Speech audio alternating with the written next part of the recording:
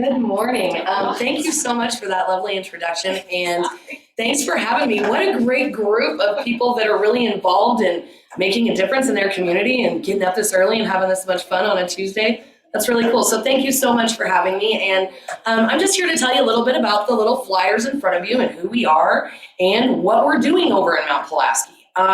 McLean County, I'm from Macon County, and that's kind of where I originated with my local foods drive. And I noticed that it brought me to McLean County a lot. You guys have really got a hold on your local foods system here, I feel. Whenever in respect to other counties in the Central Illinois region. So I come up here for conferences a lot, and I just love the area. I love the camaraderie and the collaborations that happen, and I think this room is a really good example of that. It seems like you guys have a lot of different people in different professions to come together and connect and get things accomplished, and that's great. So thank you for your commitment to this club and helping your community. What the co-op intends to do is kind of the same thing. Our tagline is to support farmers and communities at the same time. So what we've noticed in the local food system in the past 2 or 3 years, whenever we've seen some really serious issues within that system and within the availability of local food during the pandemic, of just seeing our grocery store shelves empty, even as of late, with some of the food systems production lines halted and stopped because of COVID. All of these things really brought to light the work that needs done on our infrastructure for our regional foods and regional, not just the procurement and production, but also the distribution is kind of an issue in this area. So we have a lot of great specialty crop growers in McLean County, Macon County, Logan, DeWitt, Sangamon. There are producers out there, but they reach this point on their farms where they kind of have to stop, because a specialty crop farm is a whole different beast than most other agricultural farms and row crop farming. They do everything from the top down. So they grow the seed. Not only do they grow the seed, they then have to go out and market everything that they've done. So as you can imagine, for a family farm, they reach that cap pretty quick to where this is all they can do. This is as far as they can manage. They don't always have the access to get into the bigger grocery stores or to institutions such as schools and hospitals and nursing homes, where we really have people that need nutritional, food or access to this nutritional type of food. They just don't have access because of distribution issues. So FarmFed came together and we formed a board and a steering committee in about 2018. So this is something that's been a very intentionally slow project and build up to make sure that we're meeting needs that are actually there and filling some gaps in this food systems that we've seen. So they came together and they decided that there were certain areas of interest from producers and from consumers in our region, such as not having access to a commercial kitchen. So a lot of people grow produce on their farm, but the produce that they're growing can actually make them more profit if they're able to make it a value added item. So in order to do that, they need a commercial kitchen facility. A lot of the tools and the techniques and things that they need, they don't have access to in their home kitchen. So they need something, kitchen that is inspected by the state, inspected by our local health departments, and they can come in and produce their products there to then take out to the retail format to get to us so that we can get it into our kitchens and we can consume local food in that value added access, such as, salsas, jams, things of that nature. So that was one of the identified needs in the area. The other one was there is nowhere for local producers to take their food to have it flash frozen or to have it lightly processed. So things like sweet corn and green beans and things that you buy at the grocery store in smaller quantities, obviously, than what we're wanting to do. We are looking to make those available to these larger institutions by bringing together all of the producers, giving them a centralized place to bring. We're going to purchase the food from them, and then we're going to, like I said, lightly process and freeze, and then offer it out to the institutions that I spoke about earlier, such as schools and hospitals. So that was another need that we identified. And something else was a lot of farmers and producers don't have the space or access to rentable freezer or cooler space. So in that, we're going to have freezers and we're going to have coolers. So we decided, why not make them a little bit bigger and offer that to our local producers as well, so that they can come in and they can, just utilize that space and come and grab from it whenever they need. I know that I've heard from a lot of grain producers that really have that issue. They have to keep that product cooled before it goes to market. And a reefer is a really expensive investment. All of these things are very expensive infrastructure investments for farms. So what the co-op wants to do is come in and offer that space and those services to all of our local producers to improve community health and to improve community access. And so those are just kind of some of the things that are happening in Mount Pulaski. One of the most exciting things about the co-op, I think, is that in October, we were awarded a USDA federal grant. This is a huge deal. These are very highly competitive planning grants. And what this grant is allowing us to do is work with a consultant out of Washington, D.C. Her name's Wendy Stewart, and she runs FoodWorks Group. And they are coming into the area, and they're going to be distributing surveys for us. So these surveys are really, really vital in making sure that, again, we're meeting the need and that our picture of what we want our co-op to look like is something that is going to make an impactful difference in the community and be of use to not only producers, but consumers as well. So we're getting ready to, I really had hoped I was going to have the link for you guys today, but unfortunately they're still kind of putting the fine points on it. The survey takes about 15 minutes. If you would like to participate or you're in an area where you have input, such as just distribution, any area of agriculture really that you're going to have a different lens and you're going to be able to kind of see things in a different way than maybe others on our board and our committees have been able to see. So if you would like to participate in that survey, feel free to reach out to me. I've got some business cards and I'd love to talk to you a little bit more about it. But anyway, that's just kind of the first leg of what that grant's going to cover. So they're helping us put together our database so that whenever we open our doors in hopefully, we're aiming to open our commercial kitchen in early fall of this year. And then the production line and the processing line, we're hoping will be ready to go in the 2023 growing season. So we're still about a year out from that. And mostly it's because of this grant. We had really anticipated getting our Johnson's True Value facility, which we purchased back in October, up and ready for production this year. But then we got the grant. And it does purposefully slow things down a little bit, again, to make sure that we're doing everything that we can to be that gap filler in the local food systems that we need in this area. So we're kind of had to push off our processing line for about a year, but that's okay. I think that's going to give us a really good database whenever we open our doors to be able to know who wants the food, who has the food, who needs us to pick the food up, who's going to bring us the food. It's going to give us a lot of that boots on the ground kind of information to move forward and be very successful in our endeavors. So it has been a very purposefully slow project for that intention, to make sure that we do make an impact and that we do make a difference. And thank you so much for having me. And if you have any questions or you would like to be a member of the co-op, you can go to farmfedcoop.com and you can get some information on the different pricings of shareholders. We are always accepting shareholders. We are talking about beginning another ownership campaign sometime this year, maybe early next year, once we start to get our doors open. And we're planning a really fun event in Mount Pulaski in the middle of the summer to kind of kick off who we are and to open up our commercial kitchen and let the community know that we're there for them and we're there to help them and to just make this food more accessible for everybody. We're going to start off offering to co-ops such as Green Top Grocery. That's someone that we have worked really closely with through this whole planning process. And the co-op grocery store, obviously in Mount Pulaski, the Market on the Hill, that was kind of where the FarmFed idea, I think, was originally born, to be honest. They just noticed that they didn't have anybody that was offering local produce in the off season. So this will enable them to be able to purchase smaller amounts of corn and green beans and things that we're freezing to be able to offer to their consumers whenever it's not necessarily the most perfect growing season and they're not able to offer it fresh. So anyway, thank you guys so much for having me. You're a great group. I've had a great time this morning. I can't believe you get together every Tuesday. Is that right? Yes. God bless you. Get together every Tuesday at 7:30 in the morning, 7 o'clock in the morning, and have this much fun. That's amazing. So thank you so much. I'm honored to be here. And if you have any questions, don't hesitate. Yes, absolutely. So is the model then that the farmers rent the commercial kitchen space, or they get it as part of their co-op membership?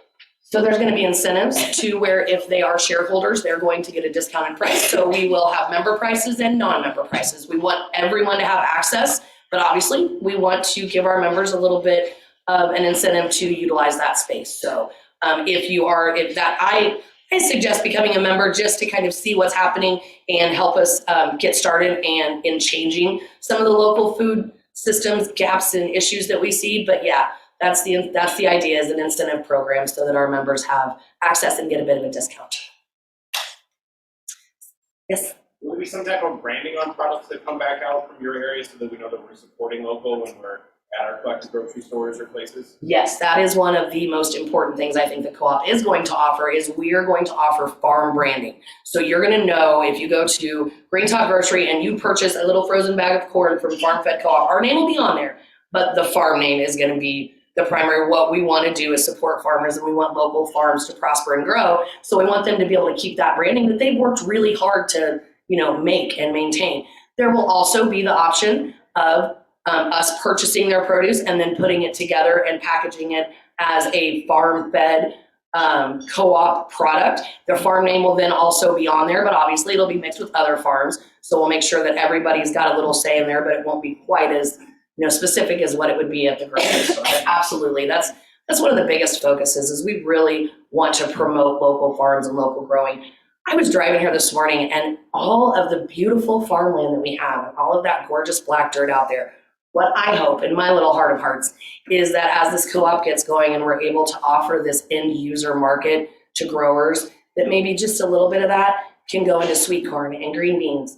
And we are able to really pull more people into that specialty crops net than what we have right now. And I think it's something that's very feasibly done within the next 5 to 10 years. It's just the most beautiful soil, I think, in the country, as far as I'm concerned.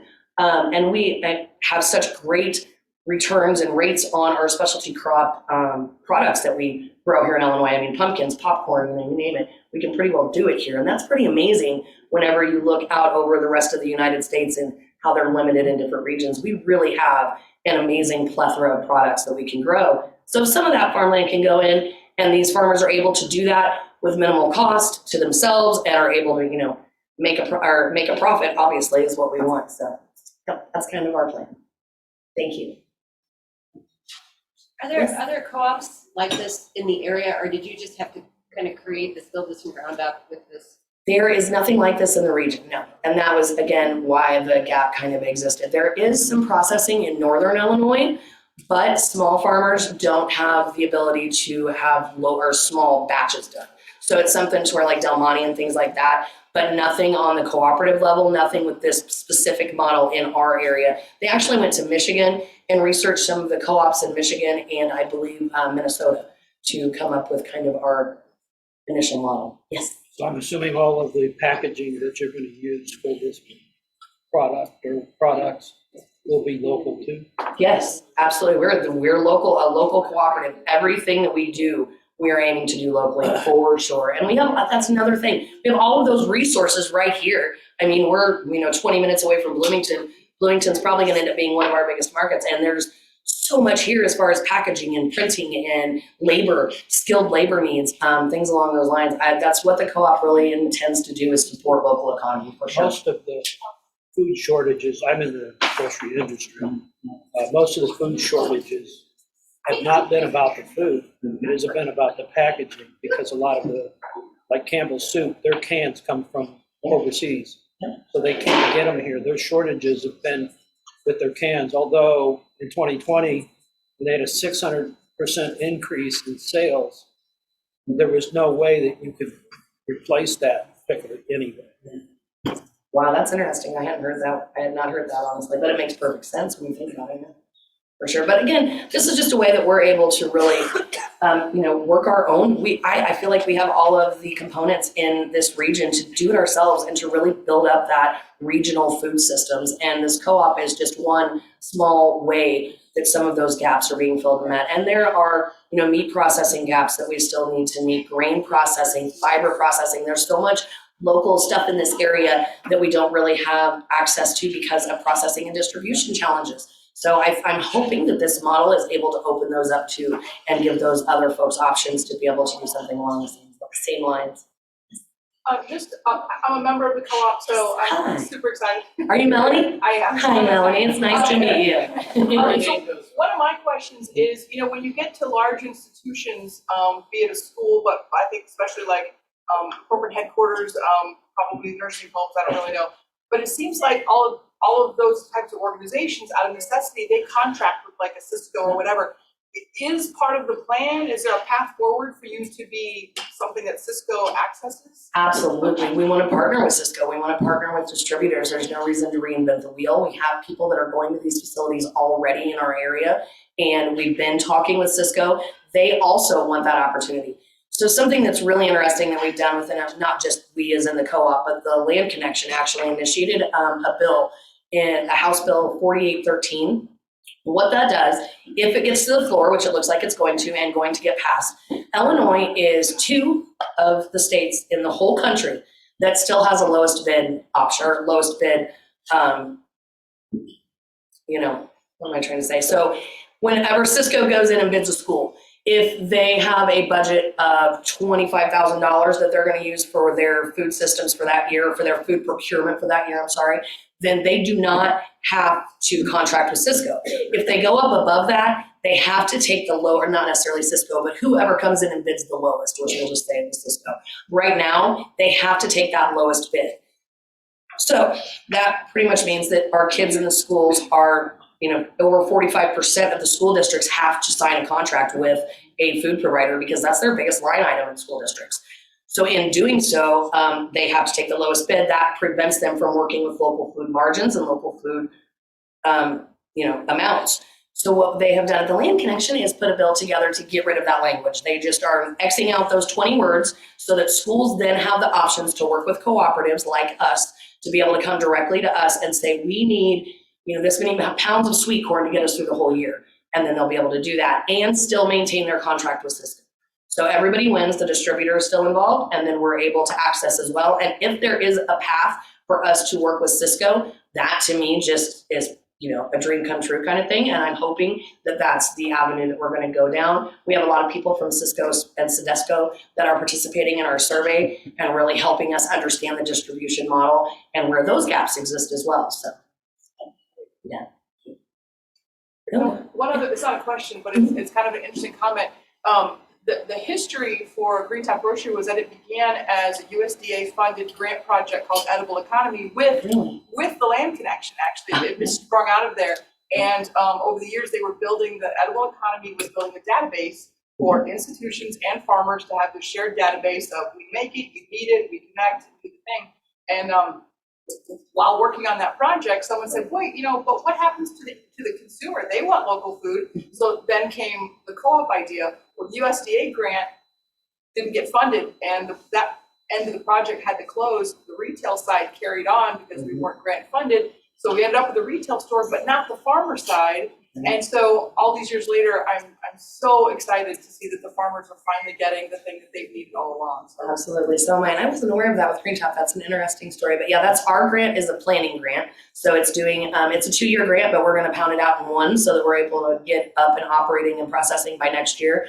And a lot of the legwork was already done by the time the grant was accepted and awarded anyway. Jeff and Katie, my predecessors, were definitely overachievers. We just love them. Wouldn't be here without them. For sure. But yeah, it's pretty exciting to see it all happen. And I'm really glad that we can come in and help the co-op grocery stores as well, because I know that Market on the Hill is also having issues procuring local products in the off season, especially. So thank you so much. And again, if you want to participate in our survey, you just want to chat a little more or whatever, I'm happy to share my business card with you, or you can go to farmfedcoop.com and leave a message there. Thank you guys so much, and keep having fun on your team.